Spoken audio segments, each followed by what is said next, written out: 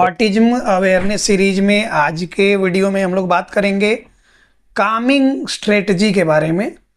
जैसे ऑटिस्टिक बच्चा हमेशा देखेंगे कि वो रेस्टलेस सा रहता है, वो सिटिंग इंटॉलरेंस उसमें होगी, रेस्टलेसनेस उसमें होगी, वो एंग्जियस सा रहेगा, एंग्जाइटी उसमें होगी, बेचैन सा रहेगा, भाग दौड़ करेगा, हमेशा परेशान होते रहेगा, मूड स्विंग की प्रॉब्लम होगी।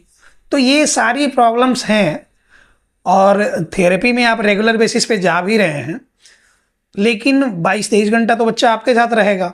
उस 22-23 घंटे में मान लीजिए कि कोई एग्रेवेटिंग फैक्टर उसमें स्टिमुलेट हो गया, तो उसके बाद तो बच्चे में प्रॉब्लम बढ़ जाएगी।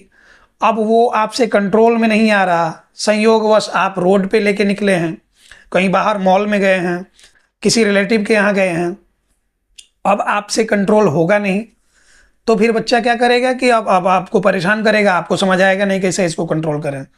तो इन चीज़ों को कैसे कैसे आप हैंडल कर सकते हैं, आज के वीडियो में हम डिटेल में आपको बताते हैं। इसमें सबसे पहला आप ये कर सकते हैं कि अगर बच्चा कितना भी आपका रो रहा, चिल्ला रहा, और जितना वो चिल्लाएगा वो खुद और परेशान होगा और वो उसकी प्रॉब्लम बढ़ेगी। जैसे देखते हैं कि बहुत सारे बच्चे क्या होते हैं कि दूसरे बच्चों के रोने से इरिटेट होते हैं, उनके कान में साउंड जाएगी और वो इरिटेट होंगे, गुस्सा करेंगे और आसपास की चीज़ों को पकड़ेंगे, ज़ोर से पकड़ेंगे, किसी को नोच लेंगे, काट लेंगे।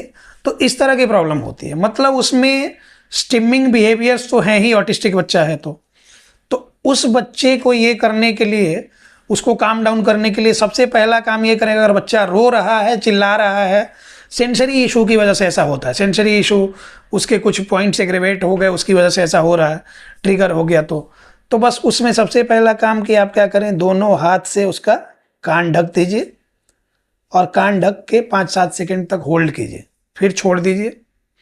अब उसकी खुद की आवाज़ उसके कान में नहीं जाएगी तो वो डिस्टर्ब नहीं होगा, थोड़ी देर के लिए वो चुप हो जाएगा, फिर छोड़िए, फिर थोड़ी देर में भले वो रोना शुरू करेगा, फिर से उसका कान बंद कीजिए।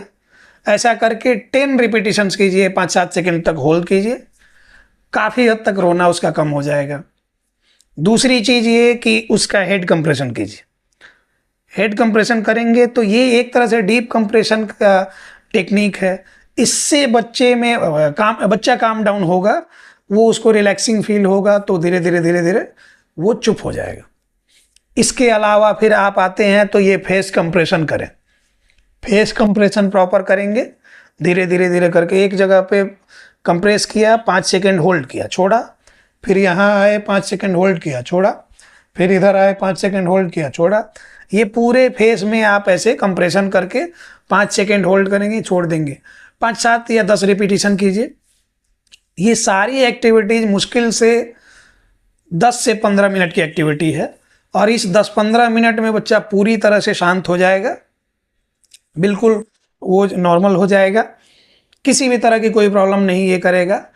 और ये तो तुरंत की बात हो गई कि तुरंत के लिए आप ऐसे ये करेंगे, लेकिन ये हमेशा की बात तो होगी ना, मूड स्विंग है तो हमेशा इस तरह की प्रॉब्लम उसमें आते रहेगी।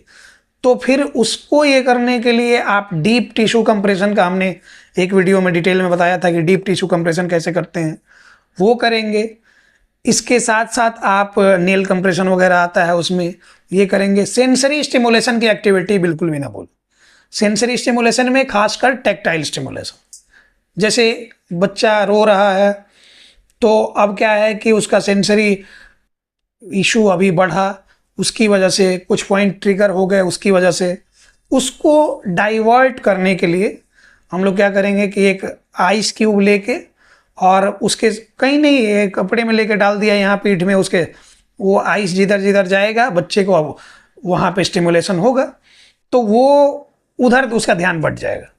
तो वो जो रो रहा था जिस बात से, बिना किसी कारण के भी उधर से ध्यान बढ़ के डाइवर्ट हो जाएगा, उससे वो काफ़ी हद तक रिलैक्स फील करेगा, उधर से डाइवर्ट हो जाएगा, इसको निकालने में लग जाएगा, उसमें भूल जाएगा, चुप हो जाएगा। टैक्टाइल स्टिमुलेशन में अलग अलग तरह के टेक्सचर दे सकते हैं। इसमें खास करके कोई पेनफुल स्टिमुलस दे सकते हैं, हल्का फुल्का, जैसे उंगली फोड़ना, ये उंगली हम लोग बच्चे का अगर चटका देते हैं ऐसे, तो फिर क्या होगा कि थोड़ा सा पेन का सेंसेशन होगा। अब वो जो ट्रिगर हुआ था पॉइंट, वो छोड़ के वो पेन के सेंसेशन को फील करेगा और इधर डाइवर्ट हो जाएगा, उससे भी वो स्थिर हो जाएगा। इसके अलावा बच्चे को आप ये कर सकते हैं कि उसको पकड़ के, जैसे हमने बताया हेड कंप्रेशन, फेस कंप्रेशन, ये सारी चीज़ें करें, और उसके मनपसंद की कुछ एक्टिविटी है जो कि वो बार बार करना चाहता है, वही उसके सामने ले आके आप अपने तरीके से कराएं। बहुत सारे बच्चे क्या होते हैं कि बीट्स लेते हैं, इधर उधर देख रहे हैं और लगाते जाते हैं, लेकिन आप अपने तरीके से कुछ उसमें कराएंगे, जैसे उसको प्रॉपर दिखा के उसको कराएंगे, तो धीरे धीरे धीरे धीरे उन एक्टिविटीज़ में कोऑपरेट करेगा, और उसकी वो जो मूड स्विंग की प्रॉब्लम, वो जो इरिटेट हो रहा है, वो सारी चीज़ें कम होंगी, और बच्चा कोऑपरेट करने लगेगा, आपकी सारे एक्टिविटीज़ में ध्यान देने लगेगा, और कुछ दिन में यूज टू हो जाएगा, फिर ये सारी प्रॉब्लम्स उसकी कम हो जाए।